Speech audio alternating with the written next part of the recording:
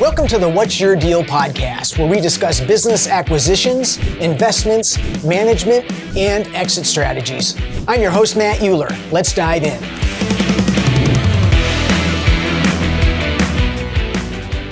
Welcome back to another episode of What's Your Deal. I am honored today to have a guest that's very close to me in lots of ways, and you'll find out more about that as we progress. But his name is Larry Yatch.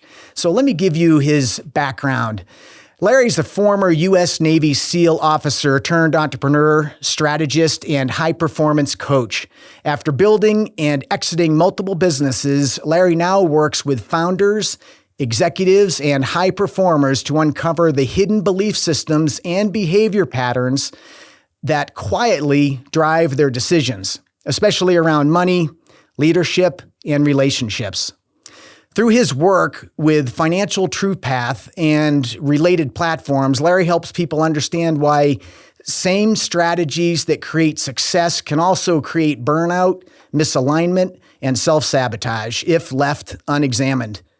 His approach blends disciplined execution and deep internal alignment, helping clients make cleaner decisions, structure better deals, and build success that actually improves the quality of their lives, not just numbers on paper. So with that, I just have to tell you, I am so grateful to have Larry with us today. I have known Larry for about a year. I consider him a friend, but I also consider him one of the people that has helped me to transform my life from what seemed to be very successful from the outside, but helped me to deal with some struggles I was working through inside. And so Larry's an amazing man, and so grateful to have him here with us today and to uncover what he does and some of his background. So Larry, thank you so much for joining us. Oh, it's my pleasure to be here. Yeah, I'm looking forward to this. I get interviewed all the time. Rarely do I get interviewed by someone that has done as much work as we have done together, right? Like it's a much deeper. It's going to be a much deeper conversation because we got history. Well, and just for anybody who's listened to any of my background, my history goes from starting out in personal development at 17 years old when I really needed a change in my life. And I have been looking for peace and harmony ever since. And I've had the benefit of working with some amazing people, but what you have developed through TruePath and what you've learned through your own struggles is just totally transformative. So with that, can you share your story a little bit and some background about how you got to where you are? Yeah, totally. And to me, the best way to we can go for an hour on my background because it's quite interesting, right? And It is. Within that, there's usually a lot of stories that people love to hear. But what I found to be the most useful is there's a series of intersections of a couple things that really produce the environment or more than anything have resulted in the work that I do now. And so generally, instead of kind of sharing a timeline and big events, like sharing where these intersection happen seem to give the best foundation for people. So the first one is, as you said, and the one that kind of everyone hears off the top is Navy SEAL. So ever since I was a little kid, I wanted to be in the military. And then once I found out about the SEALs, I was fixated. And that was like 7th or 8th grade in what would have been the late 80s, where no one really knew what a SEAL was. I just knew that they were really tough. And I set that as my goal and objective and went to the Naval Academy, got my engineering degree, and then went straight into the SEAL program in 1998. Graduated and chose to go to SEAL Team 3, which was responsible for the Middle East at the time. And that was my choice. I graduated high enough in my class that I was able to pick whatever team I wanted to go to. And I chose SEAL Team 3 because at the time, there's nothing going on. But if there's ever going to be any action in the world, I figured it was going to be in the Middle East. And as we know from history, I was very accurate, which led to 10 years, a decade of leading combat operations for the SEALs, especially after 9/11. And from that perspective, one of the biggest points in that is you can imagine 10 years of combat is going to leave some scars, both physical, mental, emotional. And I did not choose to stop being a SEAL. I got pretty severely injured and medically retired in 2008. The first intersection is laying in the hospital bed when the surgeon said that my SEAL career was over, and all I'd ever wanted to do my whole life was be a SEAL. So I had no real plan, and I chose entrepreneurship mostly based off the concept that I'd been fighting for everyone else's freedom, and I figured entrepreneurship was going to be the path to mine. And that is, as you probably have talked about many times with many founders, an absolute lie, right? So kind of the least free I've ever been was being the CEO of a startup. But I did find success. Now, where there's an intersection in that is I had significant trauma that I'd experienced as a SEAL, and I used business to bury it, right? I didn't want to deal with it. And the easiest way to deal with it is to be completely and utterly absorbed with something else. And I use business for doing that. The reason I bring that up is many of, if not all that I've ever met, founders, CEOs, executives, owners of businesses often use their business to bury their challenges, their traumas, the issues that they know are there, but they don't want to look at. And so that led to 10 years of building companies. And as you said, which I very much appreciate, outwardly, it appeared as though I was becoming more and more successful, right? So for 10 years, it just, everyone from the outside would look at me and be like, look at all the amazing things that you're doing. But as that was going up, my experience of life was going down. So personally, and in relationship with people I cared about, my life was getting worse and worse and worse, as outwardly my life was getting better and better and better.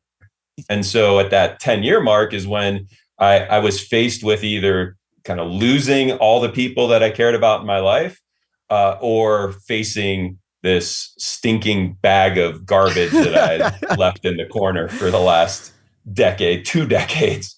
And that was the big turning point for me of getting into healing. And I do everything 1,000%, right? I don't know how to do anything but 1,000%. So I jumped into healing it with that mindset. And the next intersection was the fact that in the process of going through intense healing, I was not only doing it myself, but around a lot of other people that were doing it. And one of the other unique things about me is I fall on the autistic spectrum. I'm high functioning, but on the Asperger side. And one of my big benefits for that is I can't help but see patterns, like fundamental patterns and things. And so I started to recognize patterns and trauma around all the people that I was working with. And the way that I identified that was unique in that I did it through language patterns. So when I say that, language patterns, what do I mean? I mean, when our words do not match our intent. So we have an intent towards one direction and our language is in a different direction. Trauma lives in the gap there. And so I started to see that people that had experienced big traumatic experiences in their life would speak in specific linguistic patterns that would create a false view of their world, which resulted in bad choices, which created the stress that they were experiencing. And so I'm seeing all of this in all this environment. And once I see the pattern, for me, it's very easy to engineer a solution. So I engineer a solution of how we can deal with that. The weirdest thing is, well, that's happening in my personal life. In my professional life, I started and was running a large consulting company, consulting with very large companies. So like our smallest clients were 100 million a year. I mean, they went up from there up to a billion plus. And my job and our job as a team was to help them coordinate action. My job was to work with the executives, the very senior executives. So I'm working with the executives of what are some of the most successful companies in the country. And the weirdest thing happened. The linguistic patterns that I'm hearing in combat veterans are the exact same linguistic patterns I'm hearing with these CEOs. And these CEOs had not experienced the battlefield. Like they hadn't experienced any traditional traumas, yet they were speaking in the same patterns and making the same bad choices. And so when I started to apply the principles that I was using to help combat veterans to executives that did not have any traditional trauma, we had absolutely unbelievable results. And so that's where I get to be where I am now, which is at the intersection of very high performing people and unrecognized and unresolved trauma. Ugh, there's so much there to unpack, isn't there? I know. It's like, I feel bad because as you know, I speak in very dense language. Like there's not a lot of fluff, but I wanted to get all that out so we can get to the fun stuff. It's perfect. So I think I love in your world, the word trauma, because it means something different for everybody. So can you speak into that for a minute about how trauma is different for everybody and it can be significant or insignificant in somebody else's eyes? Yeah, I think even more than what does it mean to me, I think the most important thing is I can guarantee, because I've been doing this now for a decade, right? Talking to lots and lots, and I mean, literally thousands and thousands of people on this subject. I can say that 100% of the time, when I say trauma, what is in your mind is not accurate. That's a very important point, right? If the people that are listening, when they hear me say the word trauma, they think the wrong thing, right? Literally 180 degrees out of the truth, you're not going to be able to get anything effective. And so for me, it's less about what it means to me and more about changing the perspective of the listener so that we can actually get something done. Does that make sense? It does. Can you drill into that a little bit for us? And 100%. Yeah. And so, you shared a story at one point about some of your team that were, about to enter into what most people would consider a trauma. And for them, they couldn't wait to go. Yeah. So there's so much there. I'd love to give our audience more of that. There's two big fundamental misunderstandings. The first is where does trauma come from? So that is the biggest piece. And then the second big misunderstanding is how do we assess the size of the trauma? Right? Because what's happening now is the majority of your audience, I guarantee it, 90% of your audience that's listening right now has checked out because they don't have trauma, right? In their minds, like, oh yeah, Larry, 10 years of combat, you have trauma, but I don't, right? I haven't experienced trauma. And that's where we get trapped. It's a trick by our subconscious. Most of us listening right now know that trauma is always a big experience, right? Being attacked by someone trying to rob you, getting beat up, going to war, sexual assault, losing a loved one, losing a child, getting cancer, right? Like, and as long as you don't have those things, right? Like, oh, I don't have trauma, right? But that person that whose father beat them every day for their young life, like, oh yeah, they do. Or that person that was sexually assaulted, they have trauma, but not me, because I don't have the experience. And the way that I explain it is, say I go into a horrible firefight and I die. If I lose my life in that firefight, do I have any trauma? And the answer is no. Well, if we're saying that firefights produce trauma, yet if I die, I have no trauma, I did have the experience, how could I have no trauma if trauma comes from the experience? And the reality is that trauma can only show up if you survive. So we have been wrongly looking under the wrong rock the entire time. We're looking under the rock of these experiences to try to find our trauma. And if we don't have any experiences, well, then I don't have any trauma. But the truth of it is that trauma comes from survival, not the experience. And trauma is the result of surviving, not the experience. That's a huge piece. And what is the result? It's a result of subconscious learning. So when we have this experience, if we survive, our subconscious learns how to survive. It learns some rules. So trauma are the strategies of survival that we take forward from an experience where my perception of control is taken away. Perception of control. The biggest foundational piece. Perception of control being a key aspect. The start. Of that. Yeah. Right.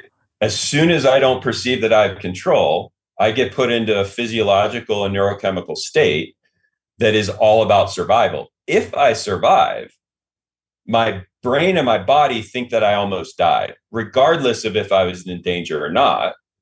And it's going to take whatever lessons I used to survive and they're really important. Now, the problem is they're below our surface of awareness. So we're not aware of the lessons we're carrying forward, but these are life-giving lessons to our subconscious, regardless of if we are at risk or not. And the key part there, as you said, is perception of control. Mm-hmm. If you get into an experience as a human where your perception of your control of your environment is taken away, we get put into a survival state. And in that survival state, if we live, which most of the time we're not under actual danger, when we survive, we either establish or reinforce a subconscious lesson.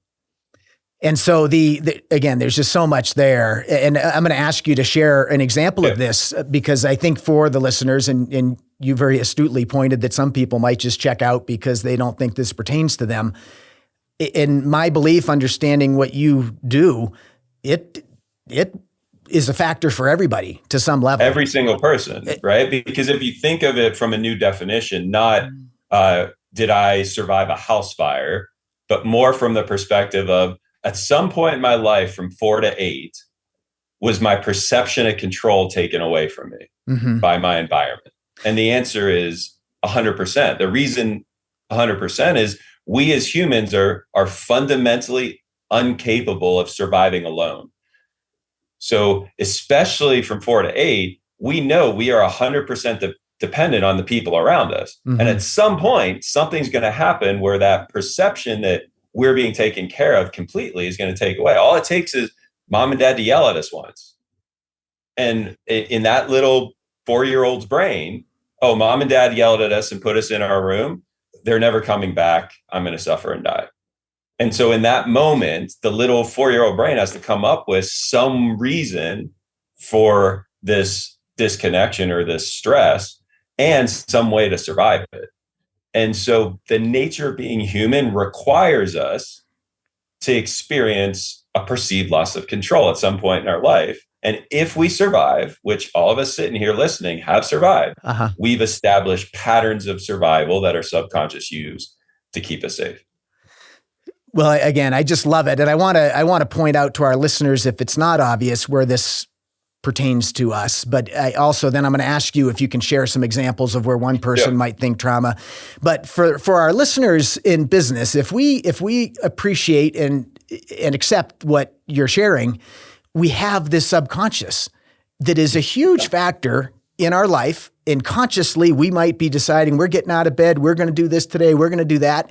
And yet, if we're not in alignment, there's a war going on internally between our subconscious trying to keep us safe. And I'm assuming, tell me if I'm wrong, but to regain a feeling of control in our life. You got it perfect. And then our conscious mind is like, no, I want to do this. And the subconscious is, no, I want to do that. And that's where so many of us get hung up trying to achieve our full potential. And again, whether that means outward success or internal peace or whatever it is, that's the struggle that excites me so much about what you do.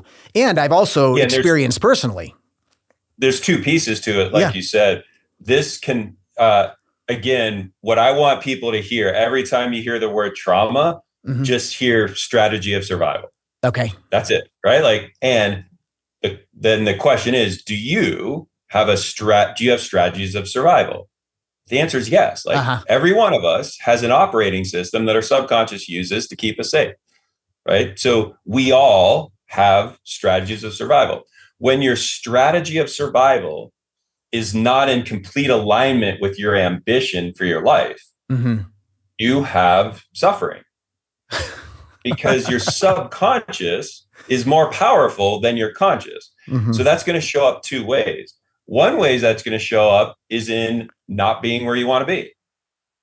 Right. And so when you sit here in this moment and you are not where you want to be, financially, in the relationships, in your health, in your purpose in life, right? Those are kind of the big dimlings I look like. When you're not where you want to be, exactly, you're not experiencing exactly what you want to experience. That's because your subconscious is overruling your conscious mind. Your subconscious says, well, I know you want to be financially free. Or better yet, I know you want to sell your business. But if you sell your business, we're going to be homeless down by the river. We'll have no purpose. You'll have no identity. Who will you be? So you know what? I'll make sure that you make some progress, but you never actually sell the business. because the subconscious is more powerful than the conscious. And the reason the subconscious is more powerful than the conscious is, one, it has more resources, like it has more information, it processes more. And the second is it's operating under the surface of our awareness. So we're aware of what we consciously want. I want to sell my business. I'm not aware of the fact that if I sell my business, I lose my identity. Mm-hmm. And with no identity, I won't be of value. And if I'm not of value, no one's going to love and care for me. But that is significantly more powerful than I want to sell my business. So what happens? We don't sell our businesses. And I see that from a practical standpoint all the time. All the time. I find buyers for businesses. Yeah. And then the seller torpedoes the deal or decides they made a mistake or they don't want to proceed. I mean, it happens a lot. And understanding what you're describing. Yeah. Is that seller getting what they want when they torpedo the deal? This is a trick question. Yes. Well, and I think I understand the trick, but from a financial perspective, they would not have gone to that point if they weren't getting what they want. But from a standpoint of losing identity and purpose and where am I going to go tomorrow if I sell my business, that becomes overriding. So their subconscious is exactly where it wants to be. We don't have a deal. Mm-hmm. Their conscious mind is frustrated, angry, unfulfilled because we're not consciously getting what we want. And so anytime that we live in suffering, lack of fulfillment, we live in desire for a future that we don't seem to be able to produce. Mm-hmm. What we're seeing is the separation between our subconscious need for survival and our conscious desires for our world. I love it. I mean, I just, it's funny, even having worked with you for as long as I have, I'm noticing as I'm hearing it one more time. And I just hope, I pray that our audience will really take this in because I can relate some of what you're saying right now to how I was behaving yesterday. Even knowing every day, me too. Every day. And that's where the second big myth or lie or misunderstanding. So the first one is that trauma comes from big experiences. That's not true. Trauma is a strategy of survival. Because I'm a human and I'm insufficient to survive on this planet alone, I have trauma. I have strategies of survival. We all do. They operate under the surface of our awareness. And therefore, when our subconscious wants something, it gets it, and our conscious stays unfulfilled, unhappy, stuck. So that's what we just hit. The second piece is, how do we assess how big our traumas are? Right? Most people wrongly assign size of trauma to size of experience. 10 years of combat, Larry, that you have big trauma. Mm-hmm. Right? Me, I got my first love dumped me as a freshman in high school. Like, yeah, I know it was a big deal, but as little, right? Yeah. That's not combat, right? Mm-hmm. The reason that it's the wrong thing to assign the experience as the size of the trauma is that as we realized at the very beginning of this whole realization that the experience doesn't really matter, right? It's the lesson that comes forward. So the way that we determine the size of the trauma is the dysfunction it causes today. Ugh. So say you got broken up with by your first love freshman year, and that's your big trauma. That's all you can think about as being like the biggest time where you felt like your perception of control is taken away. And you're like, you know what? It's just not a big deal. But Larry, 10 years of combat, right? 100% huge trauma makes sense, right? Yep. Say today, every day you make a decision about not being worthy of having love, care, success. Mm-hmm. Because back freshman year, when you got dumped, you had to figure out, why did I get dumped? Well, I got dumped because I wasn't enough. Uh-huh. If I would have been enough for her, she wouldn't have dumped me. So every day you make a decision about being not worthy, which means you can't sell a business, because if you sell the business and successful, well, then you'd have to face the fact that you're worthy. You can't have a loving relationship. If you had a loving relationship, you'd have to face the fact that you were actually worthy. Mm-hmm. You can't have financial freedom. You got to have debt, right? Debt proves that I'm not worthy. So every day you live in suffering, being stuck, being unfulfilled, based on this strategy that is every day impacting your life. And then for me, going off to combat, I didn't actually feel out of control because we were trained unbelievably well. Mm-hmm. I had 15 guys would give their lives for me. So today, I don't make one decision based on my combat. Like, it doesn't happen. So I don't have any dysfunction in my life today, even though I had the big experience of going to combat. So whose trauma is bigger, yours or mine? And yours is bigger because you have more dysfunction today. So the size of the stress or the dysfunction today determines the size of the trauma, not what happened to you. And that's an important piece, because when you look at your life, like, now people are saying like, oh shit, maybe I do have trauma, Larry. Like, maybe I do. Right. I think maybe there might be something here. Yeah. How do we tell if we do or don't? Well, the three big chunks I always look at is, do you feel safe or do you feel not safe? Right? Do I live in fear and concern and worry about what's to come or what's here, or not? Do I experience joy and fulfillment, like on a regular basis? I'm joyful, fulfilled, happy. Those around me are joyful and fulfilled or happy, or not? And do I feel like I'm living my purpose, my calling, or do I feel like I'm empty and unfulfilled, even though I'm producing? If you are living in a world not safe, you're living in a world where you don't have joy and fulfillment that you get to experience, or it's not around me, and you live in a world where you don't feel fulfilled, that's trauma. Your subconscious is keeping you safe, and your conscious mind wants something else. And that's the fight. That's the fight. And you don't even know you're in a fight. Those are the worst fights. Right. But if somebody's really tuned into how they're feeling, they feel that. They feel the struggle. Right. But I think what most people do, myself included, and I still catch myself to this day, I look outward to figure out what the fight's about, as opposed to looking in the mirror and looking at that trauma. And so the way the words I would use is, you then create a fight to validate the struggle. Right. That's what you're doing, right? You're like, in this moment, we have absolute safety, joy, and fulfillment and purpose. Like, in the moment, we can every moment live in that.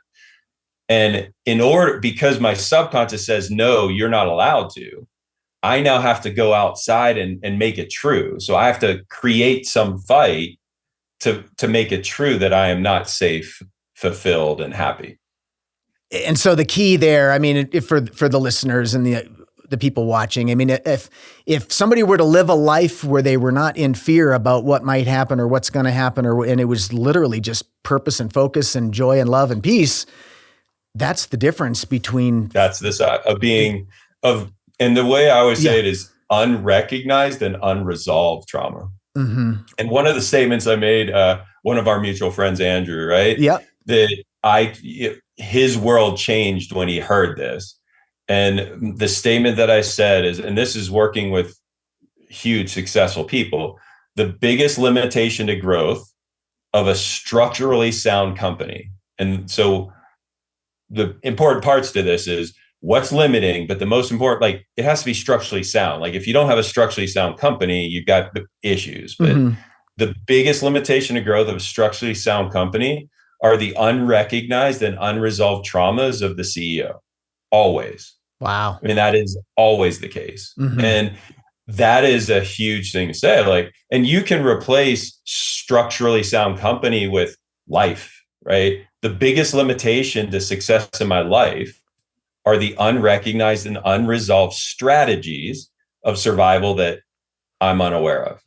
Yeah. So I just want to call that out. Marriage, health, fitness, child rearing, all of it, or company, but without the finances. Like, we see it's going to manifest in any of those different domains.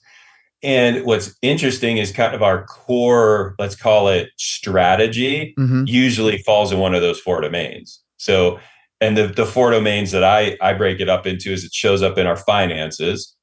It shows up in our relationships, personal and professional. It shows up in our health.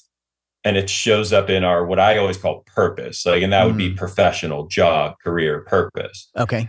And each one of us has a favorite one to cause problems in. To justify is it, like, we can kick ass on professional, but we don't take care of our health, right? We can have tons of money, but we don't have good relationships with our kids and our spouse.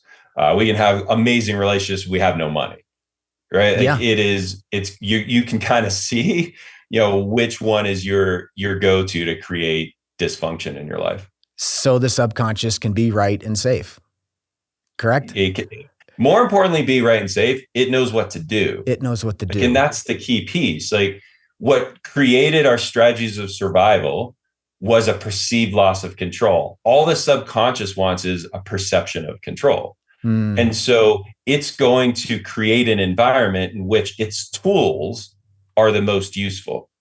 So, for example, my core strategies of survival are something's fundamentally flawed with me. And because of that, everything's going to go bad. Okay. Because everything's going to go bad, people I care about are going to get hurt, and it's all my fault. So my core strategies, which were established at 8 years old in second grade, where something's wrong with me, everything's going to go bad, everyone I care about is going to get hurt, it's all my fault. Now, when I say those things, what job would be really good for someone that lives in a world where something's fundamentally not good with them, everything's going to go bad, everyone's going to get hurt, it's all your fault? Well, maybe an officer in the SEAL team, right? Do you think they ever said like, Larry, you did a good job? No, you're always a piece of shit, right?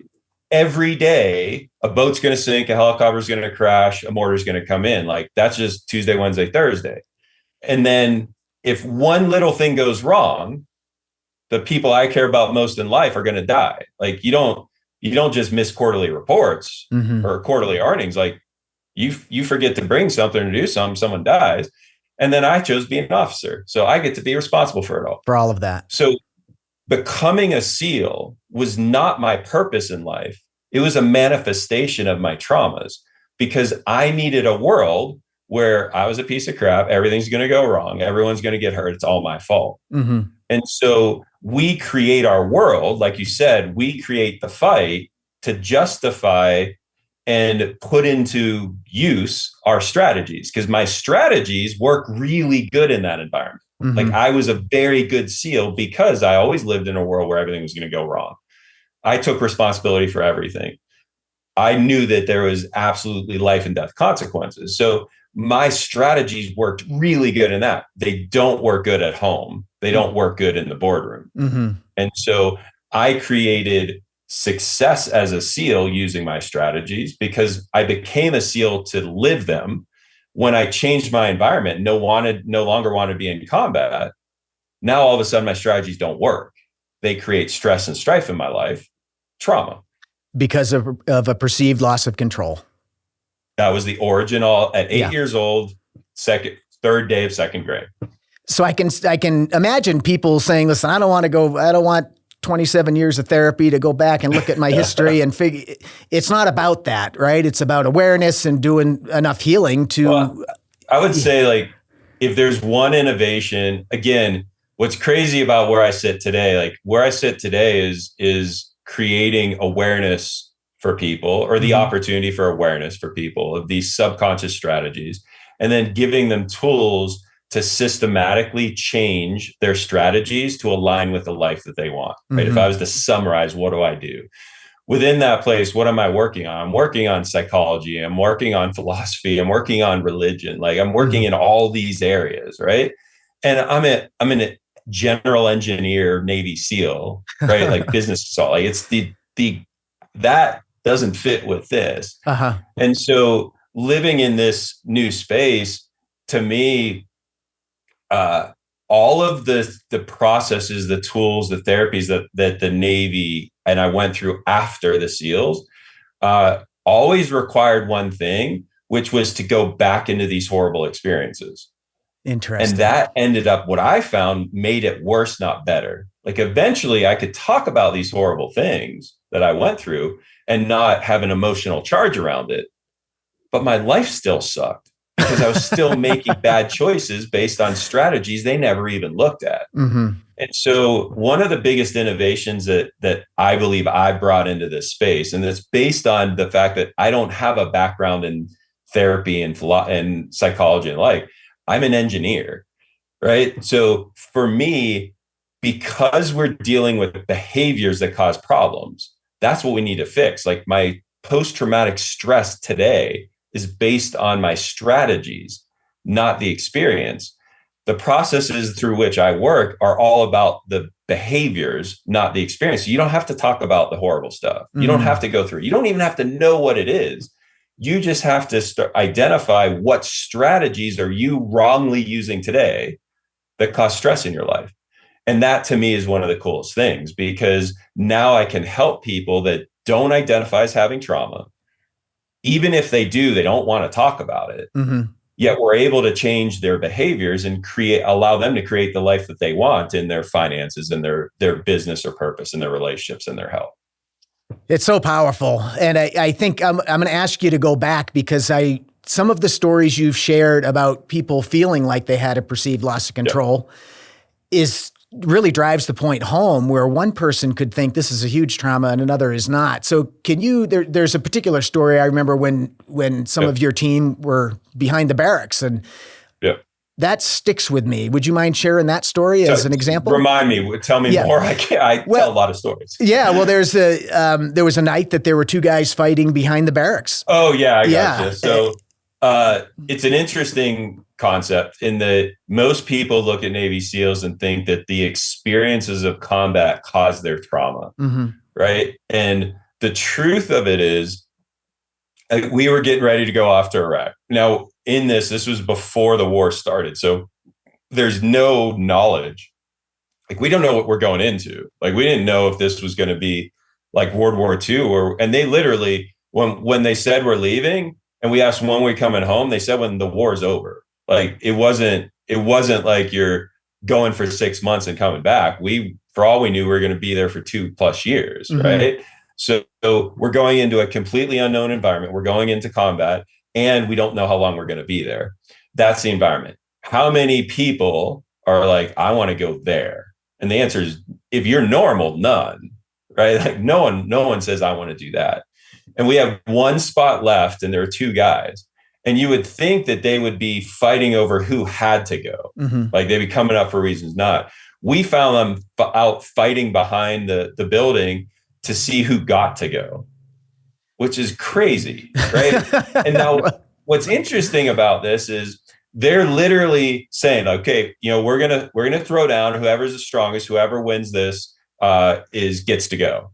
And when we get there, that person that won and got sent off, did they have a perception of control over their life or not? I would say yes. I mean, they were literally fighting. Yeah. Right. Literally. So just by the nature of having that perception of control going into it, did they suffer any trauma on the back end? And the answer is no, they didn't, because they had this perception of control. And so anytime that we live in an environment where we have a perception of control, we can't experience trauma. It's not possible. Well, and the thing that I think is so powerful about that story, and I appreciate you sharing it again, is that they were fighting to get into what most people would consider totally traumatic environment. Right. And they wanted to go, literally. And it's just such a want to dichotomy. Go, yeah. Ensured it wasn't traumatic. That's the craziest part about being a weird human. It is. Like, the fact that they wanted to go made sure that they were never going to experience trauma while being there. And so it is in understanding that it is in perception and control that strategies of survival are created or avoided. And when I say created, the other piece is they're reinforced. Like, one of the craziest parts about my work is when I start looking at strategies versus experiences, because experiences could trick you. But when I look at strategies, I identify that each human has one strategy. Like, we don't have a bunch of strategies to survival. We have one. We establish that one sometime between 4 and 8. And then every experience I have past that just reinforces it. And so you're not trying to solve this impossible puzzle of trauma. All you got to do is find your recipe of it. There's one of it. And then you fix that, everything. And I think you've experienced this in your life. You bring that into the surface of your awareness, and you start on a daily basis to make the choice to not do that anymore, everything in your life changes, not just one thing. And I'll share a quick story about my experience, just from a vulnerable standpoint. But everything that you're describing certainly fit for me. And up until, I'm going to call it, a couple of years ago, I woke up with panic attacks almost every morning. And I'm not talking like, oh my gosh, I'm jolted awake. I mean, stand up, sweating, total panic. And did your panic attacks get better or worse as your success increased? Worse. And that's interesting, isn't it? It is. And I would run, as you so astutely pointed out, I would head to the office. And it was in my home, but still 2:30, 3:30 in the morning, whatever. And it just, the more successful I became, it just kept getting earlier and earlier and earlier. And that Band-Aid was not working. And it was that internal fight. Yep. But waking up in complete terror because of my own perception, loss of control and trauma is what had me pushing. Yeah. And it's like, I know from your what we refer to as untruths. Like my untruths are I'm fundamentally flawed. Everything's going to go bad. Everyone I love is going to get hurt. It's all my fault, right? Like that's my untruths. Yours is very powerful, and that at least the beginning of it is love is pain. And that is where you enter into the untrue world of your survival is love is pain. So for someone that lives in a world where love is pain, do you love your family? Oh, immensely. I would. Immensely. Yeah. And therefore you have to be in what to show it? Pain. Right? Yes. So it is not surprising that the more that you create safety and security through abundance for your family, but if you're still going to love them, you got to suffer, right? If you don't, you no longer have to suffer. They're safe, they're happy, they're fulfilled. But for you, love is pain. There is no pain in that. Well, okay, now I have to be in panic. Now I have to be at work at 2 a.m. in the morning. Like that is all it is a realization or a creation of your core untruths. And it's, again, I am just so honored to have you here because it has been transformative for my life. I am sleeping more than I've slept before. I'm waking up in peace most mornings. When I'm not, I understand it. I mean, this is the power of what you do and what you've helped me with, and what I am so excited to be able to share with our audience, because it is truly what I was chasing for years, is to find peace. And what you just unveiled again is that in order for me to love more, I had to have more pain, more struggle, more push, more grind.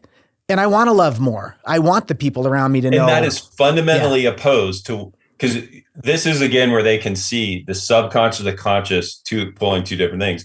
What did you say your intent was peace, right? Peace is, I would say, the holistic experience of love. Like if I was to describe peace in a couple words, the full holistic mental, physical, emotional experience of love. When you experience love mentally, physically, emotionally on a complete level, you live in peace, right? Do you agree? I do. So peace is the full experience of love. That's what you want.